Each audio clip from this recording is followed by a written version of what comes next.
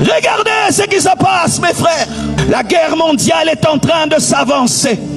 Les nations sont en train de se préparer à une guerre finale. Les nations recherchent maintenant la bombe atomique. Tous les présidents de la terre commencent à s'armer, acheter des armes, parce qu'ils sentent un dénouement final. Quelque chose est en train de venir, quelque chose est en train d'arriver.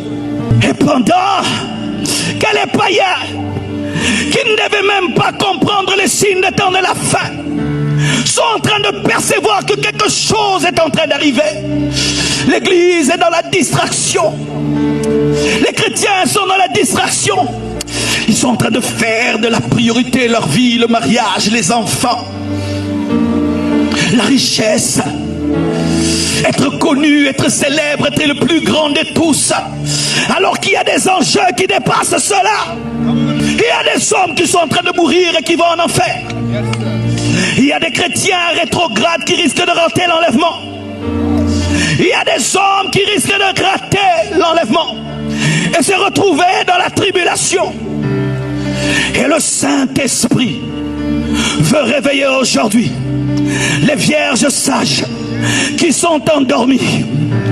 Il va te réveiller et te ramener à un christianisme authentique, te ramener à un christianisme véritable, où tu vis pour Dieu et rien que pour Dieu et rien que par Dieu.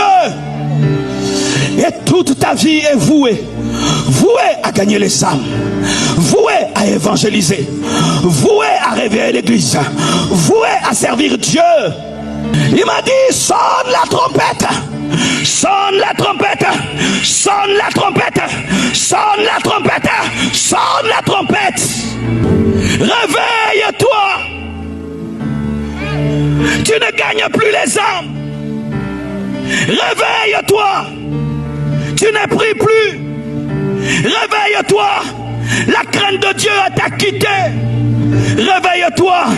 L'humilité t'a quitté. Réveille-toi. Ton premier amour n'est plus là. Réveille-toi. Tes dons sont morts. Réveille-toi. Réveille-toi. Tu ne lis plus la Bible. Réveille-toi. Tu n'as plus l'amour des païens. Réveille-toi. Venir à l'église est devenu une punition. Réveille-toi. Tu es devenu religieux. Réveille-toi. Tu as une vieille onction. Réveille-toi. Tu es devenu statique. Réveille-toi. Ta vie chrétienne est devenue mécanique. Tu as oublié le but. Tu as oublié pourquoi tu as été sauvé. Tu as oublié pourquoi tu as été appelé. Tu as oublié pourquoi tu es sur terre. Tu as oublié pourquoi tu es sur terre. Tu as oublié pourquoi tu es sur terre. Tu as oublié pourquoi tu es sur terre. Si on ne parle pas ainsi, il n'y aura point d'aurore pour le peuple.